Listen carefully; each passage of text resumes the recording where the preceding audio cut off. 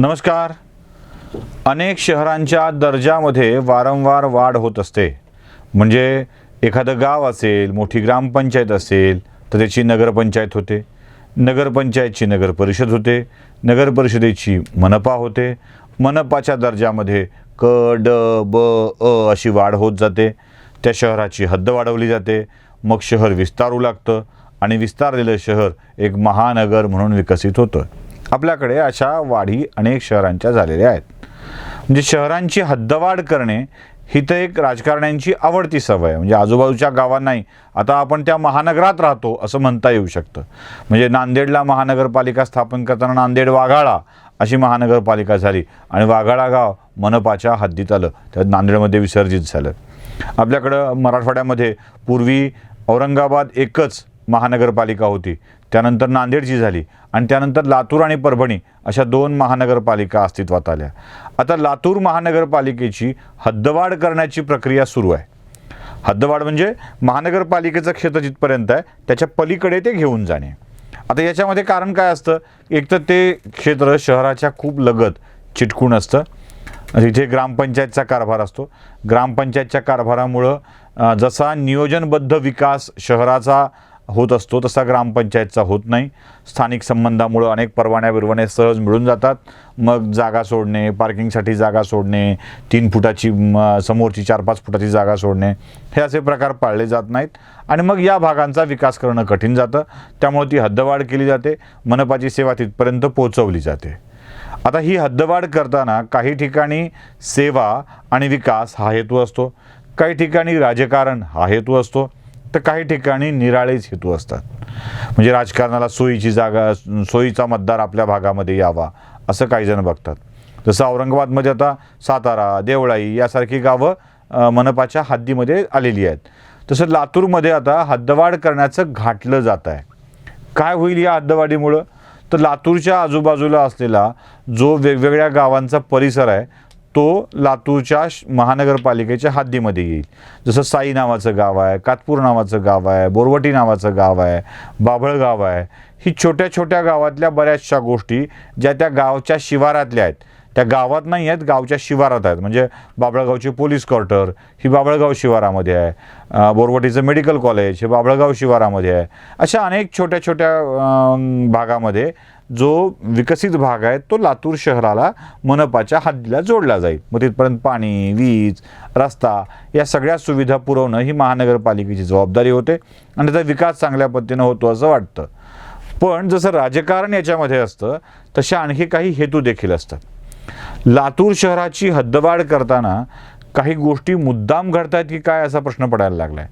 म्हणजे लातूरच्या एका दिशेला लातूर अंबाजोगाई रस्त्यावरती जी लातूर शहराची हद्द आहे ती नवीन रेणापूर नाक्याच्या आसपास संपत होती. आता ती वाढून अलीकडपर्यंत म्हणजे बोरवटीच्या जवळपासपर्यंत लातूर मनपाची हद्द आणली जाते आहे. तसा प्रस्ताव आहे. या प्रस्तावाचा हेतू हा आहे की अनेक ठिकाणच्या भागामधले जे विकसित होणारा भाग आहे तिथे मनपाची सेवा पुरवता यावी. हाच हेतू असेल तर उत्तम आहे.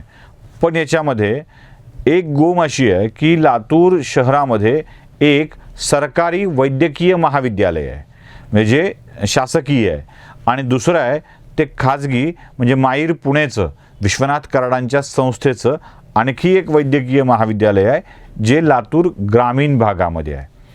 आता हे मेडिकल कॉलेज ग्रामीण भागात असल्यामुळं जवळपासच्या क्षेत्रामध्ये दुसरं मेडिकल कॉलेज देता येत नाही. ती अट त्या मेडिकल कॉलेजच्या परवान्यामध्ये आहे. आता एका मोठ्या व्यक्तीला हे मेडिकल कॉलेज काढायचं आहे. आता मोठी व्यक्ती कोण आहे? तर तुम्ही म्हणाल की साहजिकच आहे, मी मंत्र्यांचं नाव घेईल, वैद्यकीय शिक्षण मंत्री आहेत त्यामुळं देशमुखांनाच तिथं रुग्णालय काढायचं आहे, हॉस्पिटल काढायचं आहे असं तुम्हाला वाटेल. असं काही नाही आहे. कारण राजकारणी एवढी वेडी नसतात की ते थेट आपल्याकडे असलेल्या पदाचा लाभ स्वतःसाठी करून घेतील असं नसतं ते. पण एक मोठा व्यक्ती तिथे आहे. आता लातूरमधला मोठा व्यक्ती एक तर राजकारणी असतो, दुसरा कोण असा प्रश्न तुम्हाला पडेल तर तुम्ही म्हणाल उद्योजक असतो. लातूरला उद्योग काही नाही आहेत. लातूरला आहेत ते 1-2 ऑइल मिल आहेत, थोडेफार MIDC चालू आहे, ती बिचाऱ्या छोटेखानी उद्योजकांच्यावरती चालू आहे, जी राजकारणाच्या कृपेनं चालते. त्यामुळं लातूरची इंडस्ट्री वेगळी काही आहे आणि तो मोठा इंडस्ट्रियलिस्ट आहे असं काय डोक्यात असेल तर काढून टाका. लातूरची इंडस्ट्री आहे कोणती हे लक्षात घ्या. लातूरची इंडस्ट्री कोणती आहे, जी MIDCत चालते आहे पण इंडस्ट्री नाही आहे, पण तिला दर्जा मात्र इंडस्ट्रीचा मिळाला आहे. जरा डोकं गडबडतं आहे ना. म्हणजे अशी इंडस्ट्री जिला दर्जा इंडस्ट्रीचा नाही आहे पण ती इंडस्ट्री आहे, अशी इंडस्ट्री जिला दर्जा इंडस्ट्रीचा नाही पण ती इंडस्ट्रियल एरियात चालते, आणि अशी इंडस्ट्री जी इंडस्ट्रियल एरियात चालून पण तिला उद्योग म्हटलं जात नाही. जरा आश्चर्य वाटलं असेल किंवा मी काहीतरी मिसगाईड करतोय, जरा शब्दांच्या शब्दोच्छलामध्ये तुम्हाला फसवायचा प्रयत्न करतोय असं वाटलं असेल. होय, लातूरमध्ये अशी एक इंडस्ट्री अस्तित्वात आहे आणि ती इंडस्ट्री आहे खाजगी कोचिंग क्लासेस. 35,000च्या वर विद्यार्थी, त्यातले काहींचे ॲडमिशन कुणाचे विदर्भात, कुणाचे कोकणात, कुणाचे कुठे, आणि ती क्लासेस करायला मात्र लातूरला.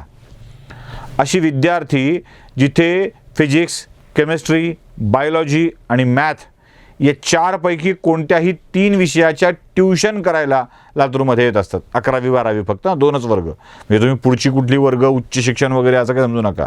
उच्च माध्यमिक वर्गातलं शेवटचं 2 वर्षाचं शिक्षण एवढं घ्यायला आलेली 30 ते 35,000 विद्यार्थी.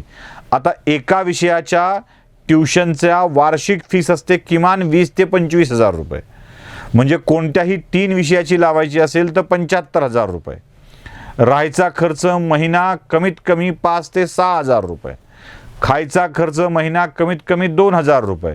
म्हणजे एका विद्यार्थ्याला तिथे शिकण्यासाठी 1,00,000 रुपयाच्या आसपासचा प्रतिवर्षाचा खर्च येतो. आता 1,00,000 गुणिले 30 ते 35,000 गणित तुम्ही घालून बसा, डोकं काम करत नाही अशी स्थिती असते. आता अशा वेगवेगळे क्लासेस तिथे चालतात. या क्लासेसमुळं काय काय रामायण महाभारत घडलं आहे तुम्हाला माहीत आहे. म्हणजे तिथे अगदी खून करणे, अपहरण करणे असले सगळे प्रकार झालेले आहेत आणि त्यात मोठा आर्थिक वाटा आहे हेही तुम्हाला माहीत आहे. अशातला एक बाप माणूस तिथे आहे. बाप माणूसच म्हटलं पाहिजे ना, खूप पैसे असलेला, आपलं वर्चस्व गाजवणारा बापजी. तिथेही त्या क्लासमध्ये एक बापजी आहे आणि या बापजीला आता आलेल्या पैशातून एक वैद्यकीय महाविद्यालय काढायचं आहे.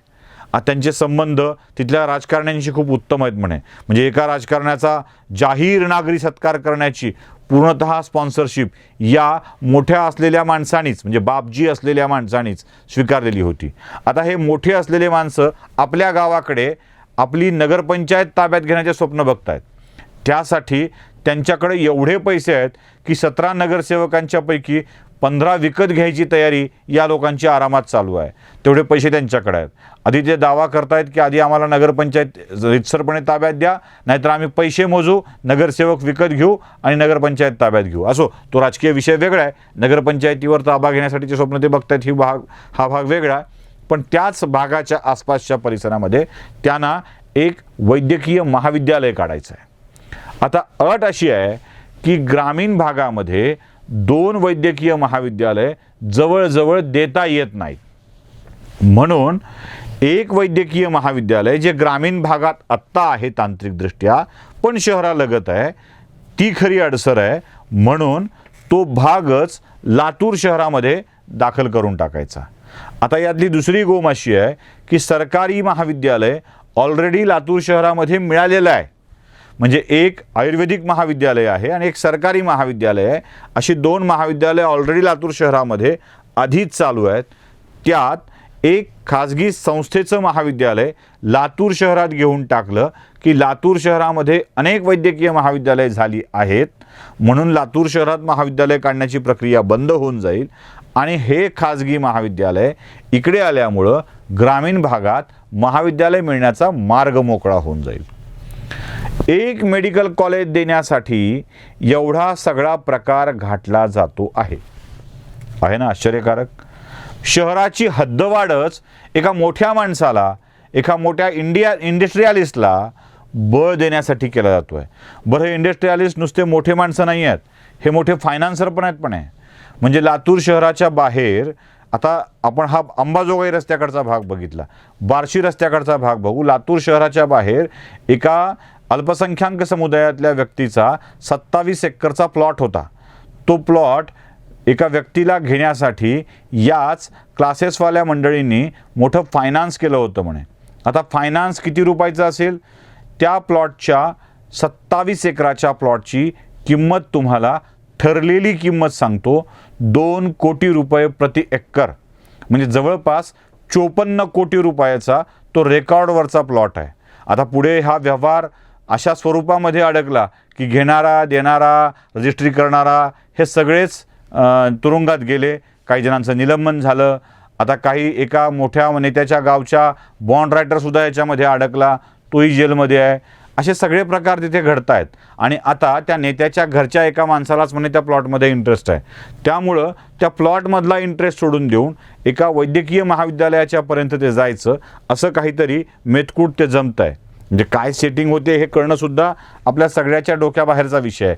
इतकी ती केस कॉम्प्लिकेटेड आहे. पण एक जमीन, एक महाविद्यालय आणि शहराची हद्दवाढ या सगळ्या गोष्टी कुठेतरी जुळून येताना दिसत आहेत. या हद्दवाढीमध्ये आणखी एक आहे की आणखी काही पॅरामेडिकल म्हणजे समांतर वैद्यकीय विषय असतील, नर्सिंग कॉलेज असेल, फिजिओथेरपी असेल, ही अशी वेगवेगळी महाविद्यालयं आता तिथे येण्यासाठीचे प्रस्ताव अनेकांनी दाखल केलेले आहेत.